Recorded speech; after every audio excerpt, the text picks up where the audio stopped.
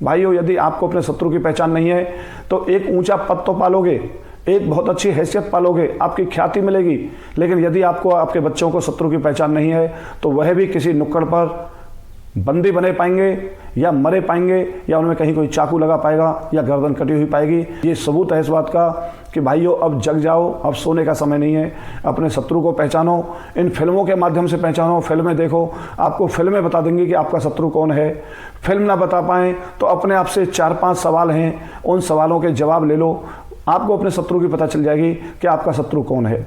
मोटे तौर पर बात करें तो 4-5 सवाल हैं। पहला सवाल है, आप पहले सवाल का कारण खोजो कि भारत में वह कौन लोग हैं जो जनसंख्या बढ़ाए जा रहे हैं, जो जनसंख्या दिन रात बढ़ाए जा रहे हैं, वह कौन लोग हैं। ये पहला सवाल है।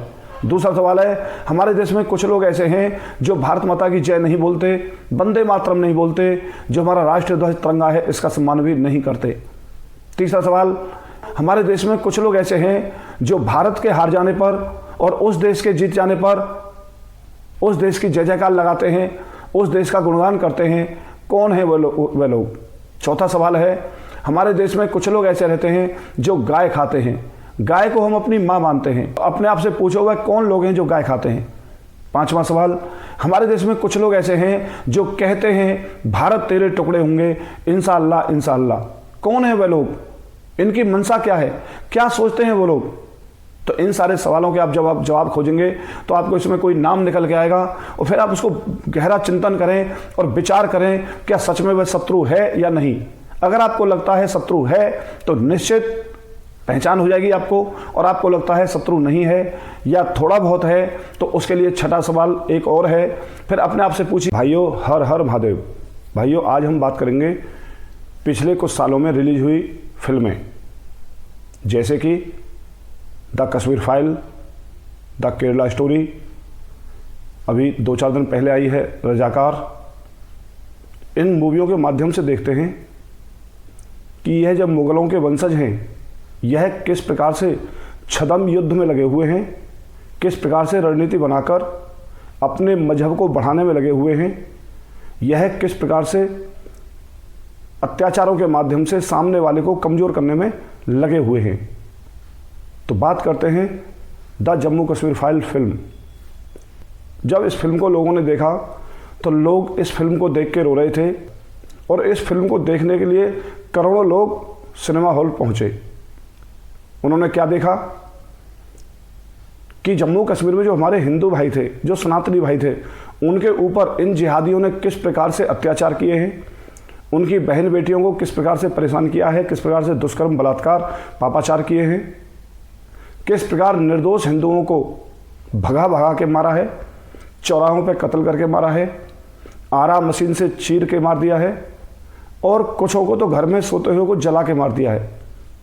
फिल्म को देख के ऐसा लगा कि शायद अब हमारा देश का सनातनी हिंदू जग जाएगा और शायद इनका बहिष्कार करेगा, परंतु देखते ही देखते यादें धूमिल होती गई, क्योंकि हम सनातनियों की जो यादाश्त है वो ज़्यादा से ज़्यादा 1 महीने 2 महीने खींच के 3 महीने बाद तो हम बड़े से बड़े घाव को भूल जाते हैं और जिसने हमें घाव दिया था हम उसी को अपना दोस्त मान बैठते हैं।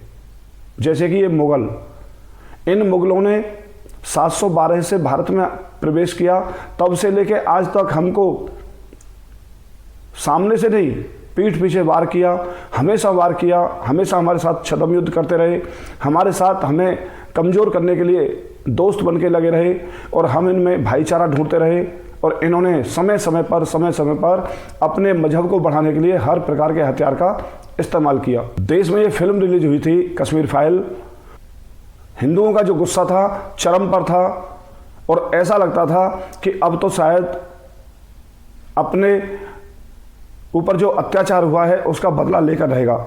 लेकिन समय बीत गया, अत्याचार तो छोड़ो, उसी के दौरान देश में तमाम घटनाएं हुई जहां पे आपको हिंदू की हार होती हुई दिखाई दी।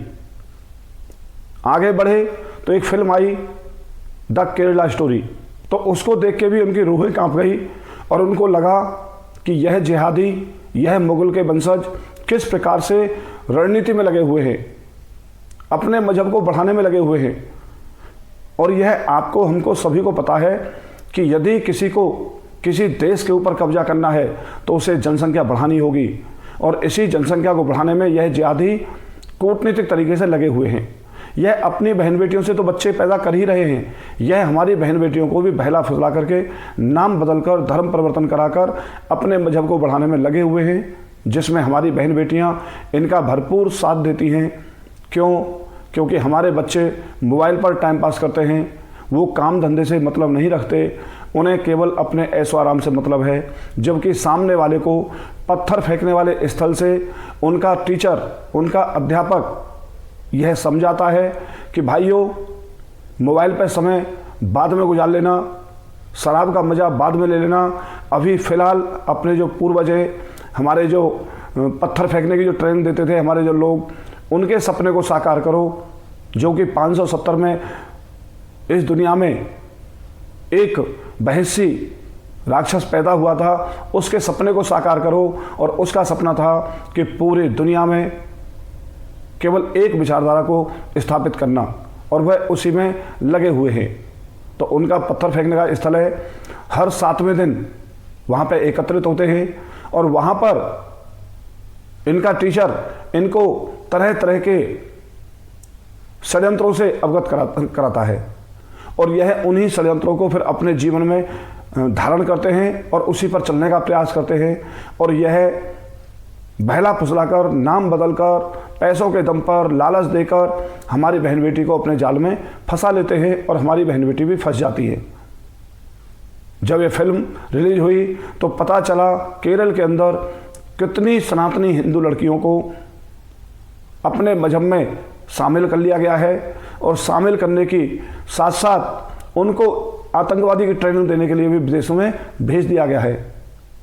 इतना सब कुछ हुआ, फिर हमको एक बार ऐसा लगा कि शायद देश में बदलाव आएगा, शायद हमारे सनातनी भाई जगेंगे। समय आगे बढ़ा, अभी कुछ दिन पहले फिल्म हुई रिलीज रजाकार। हम जब रजाकार को देखते हैं तो इसमें एक निज़ाम है हैदराबाद का, उसके अत्याचारों का समय दिखाया गया है कि उस निज़ाम ने किस प्रकार से अपने जीवन काल में हम सनातनियों के ऊपर अत्याचार किए, चाहे वो पूजा पद्धति हो, चाहे हमारी बहन बेटियां का आना जाना हो, या हमारा रहन सहन हो, या हमें अपने सनातन के नीति सिद्धांत नियमों पर चलना हो। उस निज़ाम ने हमारे हर चीज़ पर प्रहार किया। हमें मंदिर नहीं जाने दिया, मंदिरों को तोड़ के वहाँ मस्जिदें बना दी गई, जो कि फिल्म में आप देख सकते हैं। हमारे जो सनातनी भाई थे वो पहाड़ियों पर जाकर छुप छुप के पूजा पाठ करते थे। हमारी बहन बेटी ओपन अकेले नहीं जा सकती थी, और रात को तो निकलना असंभव था। अब ये फिल्म रिलीज हो गई, इस फिल्म को भी हमारे सनातनी भाई देखेंगे, फिर हम सबको एक बार ऐसा लगेगा कि शायद देश में बदलाव आएगा और हमारा सनातनी भाई अब कुछ करेगा। भाइयों, यह सब जागृति का परिणाम देखते हैं। अब आप ये बताइए, आज वर्तमान में देश में जनसंख्या किसकी ज़्यादा है? निसंदेह सनातनियों की। देश में शासन प्रशासन किसका है? बहुमत पर देखा जाए तो सनातनियों का। हालांकि शासन प्रशासन जो हम ये बात कर रहे हैं, ये सब संविधान की बातें हैं। हम संविधान में उतना ही विश्वास रखते हैं जितना सामने वाले का विश्वास है, उससे एक भी सेंटीमीटर कम नहीं, उससे ज़्यादा ही रखते होंगे। तो भाइयों, शासन प्रशासन सनातनियों का है, जनसंख्या सनातनियों की ज़्यादा है, और सरकार किसकी है? वो भी सनातनों की है। जब आज सब जगह सनातन ही मजबूत है, तो बताइए, यदि आज सनातन के ऊपर, हमारे हिंदू भाइयों के ऊपर सामने वाला हमला करता है, तो कमज़ोर कौन पड़ता है? सनातनी। सनातनी ही मार खाता है। क्यों खाता है? इसका कारण खोजो तो इसका कारण निकलता है, जिस कौम को, जिस समाज को अपने शत्रु का पता ना हो, उसे तो भगवान नहीं बचा सकते। हमारी आपकी क्या औकात है? देखिए, आज तक पिछले 14 साल का इतिहास उठा के देखो, आज तक हमारे सनातनियों को ये पता नहीं है कि आपका शत्रु कौन है। हम और आप अपना शत्रु केवल काम, क्रोध, मद, मोह, लोभ, लालच, ईर्ष्या, द्वेष, इसी को अपना शत्रु मानते हैं, जबकि सामने वाला इसको अपना शत्रु नहीं मानता। वह शत्रु मानता है केवल काफिर।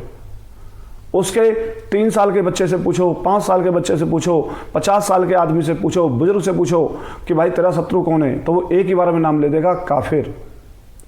जो भी इस्लाम में विश्वास नहीं करता, जो भी पैगंबर को नहीं मानता, जो भी इस्लाम के नीति नियम सिद्धांत को नहीं मानता, वह काफिर है और वह हमारा शत्रु है। वह चाहे कहीं भी रहता हो, उसका कत्ल करना ही हमारा फर्ज है।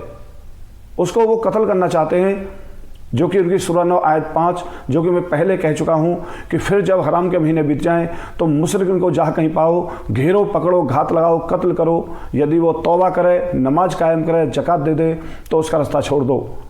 यकीनन इनका अल्लाह बड़ा बकसने वाला है। तो ये जो आयत कहती है, इसी आयत के आधार पर मुशरिकीन, मूर्ति पूजक जहाँ कहीं मिल जाए उनको घेरो, पकड़ो, मारो, कत्ल करो। तो देखिए अब ज़मीन पर देखते हैं इसको। आज तक की जितनी भी लड़ाइयाँ हुई हैं, हर लड़ाई किसी को उठा के देख लो, सब जगह पे हम जीते, लेकिन कूटनीति में वो जीते, षड्यंत्र में वो जीते। वो हमेशा छद्म युद्ध करते रहे। हमारे कुछ ही जगह योद्धा हैं जो जीतते गए, बाकी अधिकतर आप देखेंगे हार होती गई।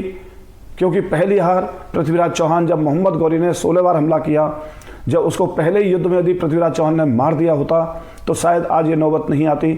तो उसी का परिणाम है कि हम अपने शत्रु को नहीं पहचानते और सामने वाले के दिल में कूट कूट के भरा हुआ है कि हमारा शत्रु कौन है। मेवात का दंगा हुआ था। मेवात में देखा जाए तो लगभग जब 84 को उसकी परिक्रमा चल रही थी, उस यात्रा के दौरान लगभग 6000 हिंदू भाइयों को नल्हड़ इलाके में बंदी बना लिया था। सोचो, यदि इन 6000 लोगों को अपने शत्रु की पहचान होती तो क्या ये 6000 लोग बंदी बन जाते? आज तक वो बंदी क्यों नहीं बनते? क्योंकि उनको अपने शत्रु का पता है। वो जब भी अपने शत्रु के इलाके में जाते हैं तो उनकी आंख, नाक, कान सब खुल जाता है और वो अपना रूप बदल देते हैं। वो तुरंत भाईचारे में आ जाएंगे, आपके पैर छू लेंगे, आपसे जय श्री राम, हर हर महादेव बोलना शुरू कर देंगे, हाथ में कलावा बांध लेंगे। वो हर कूटनीति का इस्तेमाल करेंगे, परंतु वो आपके चंगलों में नहीं फंसेंगे। और आप जैसे ही उनके इलाके में जाओगे तो आप तो राम और रहीम में एक ही चीज़ देखते हो कि राम और रहीम दोनों एक ही हैं। इसी विश्वास के आधार पर जब आप उस इलाके में जाते हो तो आप शत्रु की पहचान तो छोड़ो, आप उनके साथ भाईचारा निभाते हो, और जिसका खामियाजा होता है कि लास्ट में हम बंदी बन जाते हैं, घर मकान छोड़ के भागने पड़ते हैं, बहन बेटियों को हमसे छीन लेते हैं। भाइयों, आज ये सारी फिल्में चीख चीख कर कहती हैं कि जब मुगलों का समय था और या दोबारा कभी आएगा तो ये वो अत्याचार करेंगे जो हमने और आपने सोचे भी नहीं होंगे, कल्पना में भी नहीं होंगे। ये फिल्में इस बात का सबूत हैं। भाइयों, अपने शत्रु को पहचान लो, और अपने शत्रु को पहचानना कोई बहुत मुश्किल काम नहीं है। ये सेकुलर के चश्मे को हटा दो, बहुत साफ दृष्टि से देखो कि आपका शत्रु कौन है, कौन है आपके सनातन पर जो वार कर रहा है। ये चुनाव तो आएंगे जाएंगे, आप मंत्री, एमएलए, सांसद, विधायक बन जाएंगे, पर क्या उसके बावजूद आप अपने शत्रु की पहचान कर पाएंगे, या कर पाए, या कर पाओगे, या कोई कराने आएगा?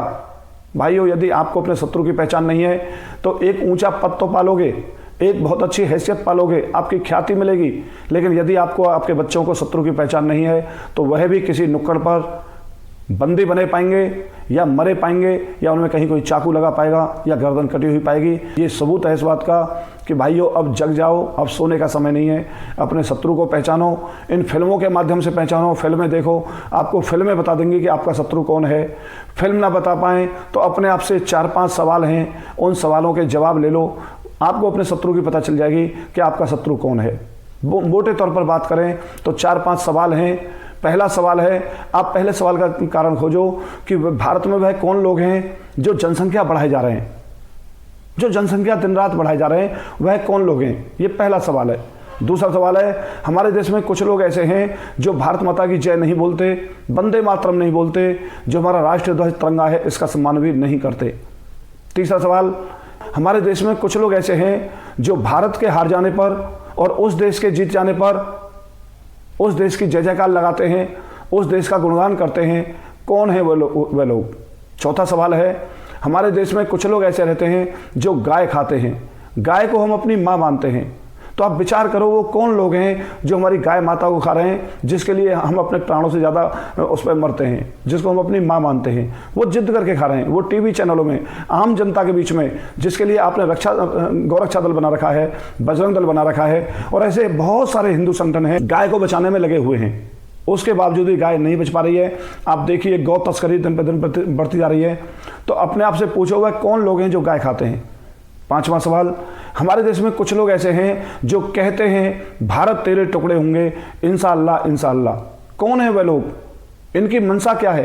क्या सोचते हैं वो लोग? तो इन सारे सवालों के आप जवाब खोजेंगे तो आपको इसमें कोई नाम निकल के आएगा और फिर आप उसको गहरा चिंतन करें और विचार करें क्या सच में वह शत्रु है या नहीं। अगर आपको लगता है शत्रु है तो निश्चित पहचान हो जाएगी आपको, और आपको लगता है शत्रु नहीं है या थोड़ा बहुत है तो उसके लिए छठा सवाल एक और है। फिर अपने आप से पूछिए कि एक समय था, हमारा भारत था अखंड भारत, जिसका क्षेत्रफल था 83 लाख वर्ग किलोमीटर, और आज जो वर्तमान का भारत है उसका क्षेत्रफल है 32,87,263 लाख वर्ग किलोमीटर, लगभग 33 लाख। कितना था? 83 लाख। बचा कितना है? 33 लाख। कितना चला गया? 50 लाख वर्ग किलोमीटर। तो सवाल करो अपने आप से कि ये 50 लाख वर्ग किलोमीटर ज़्यादा किसने लिया है? कौन है वे लोग जो आज इस पर कब्जा करके बैठे हैं? आप सोचो, यदि आपके मकान को कोई आपसे छीन ले तो क्या आपका वो शत्रु नहीं है? क्या आप उसमें भाईचारा खोजोगे? हाँ, भाईचारा खोजो, इस नीति से खोजो कि मुझे मेरा मकान अपना वापस लेना है, लेकिन इस नीति से मत खोजो कि आप उसे भूल जाओ।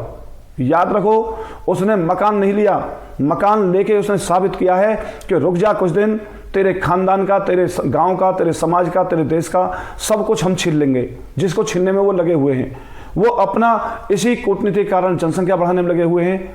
तो मेरा आप सबसे निवेदन है, ये फिल्में चीख चीख के कहती हैं कि अपने शत्रु को पहचान लो, और आज समय है, अनुकूल है, अपने शत्रु को पहचानो और अपनी ताकत को दिखाओ। जो ये महापर्व लोकतंत्र का आ रहा है, इस लोकतंत्र के महापर्व में अपनी ताकत दिखाओ, और उस ताकत के आधार पर ही बदलाव हो सकता है, क्योंकि लोकतंत्र के हिसाब से ही कोई भी सरकार आएगी तो वो उसी के हिसाब से निर्णय लेगी। यदि आप अपने जनबल का, सनातनी ताकत का एहसास कराएंगे सरकार को, तो निश्चित सरकार आपके लिए हर वो काम करेगी जो आप सोचते हैं। मेरी आपसे विनती है, इस लोकतंत्र के महापर्व में बढ़ चढ़कर हिस्सा लीजिए और अपने उन साथियों को लेके जाइए जो वोट डालने में पीछे रह जाते हैं। ताश खेलने का अब समय नहीं है।